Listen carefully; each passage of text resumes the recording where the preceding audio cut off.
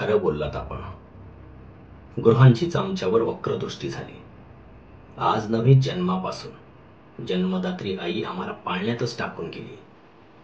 थोरल्या मासाहेबांची पाखर आम्हाला जाण येण्यापूर्वीच तुटून पडली. आणि आबासाहेब, त्यांची तर जन्मापासून आमच्यावर गैरमर्जी.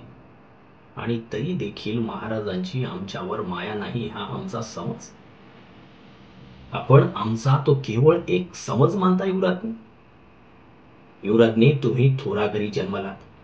मात्या पित्यांच्या मांडीवर तुम्ही लाडात वाढलात.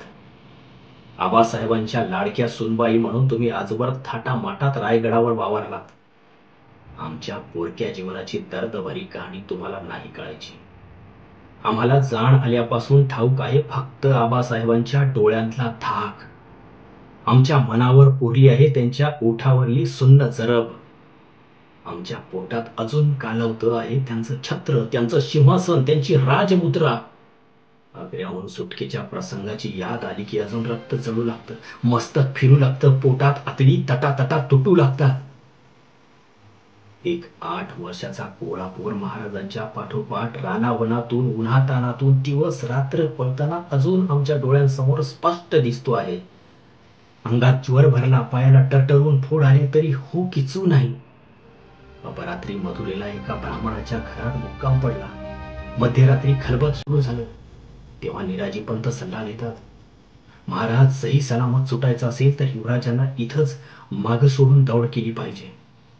आत आत माझ घरात ग्लानी येऊन तळमळत पडलेला पोर ते शब्द ऐकतो आणि धडपडत तसा उठून बाहेर धावतो. महाराजांच्या कमरेला मिठी घालीत जिनवाण्या मुद्रेनं तो हंबोरडा फोडतो. आबासाहेब, आबासाहेब, आम्हाला एकट्याला टाकून तुम्ही नाही ना हो जाणार. आबासाहेब एक शब्द बोलत नाही.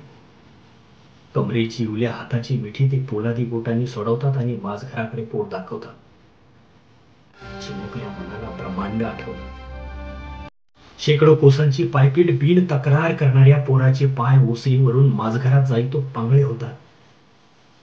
महाराज त्या रात्री निघून जातात, न भेटता न बोलता.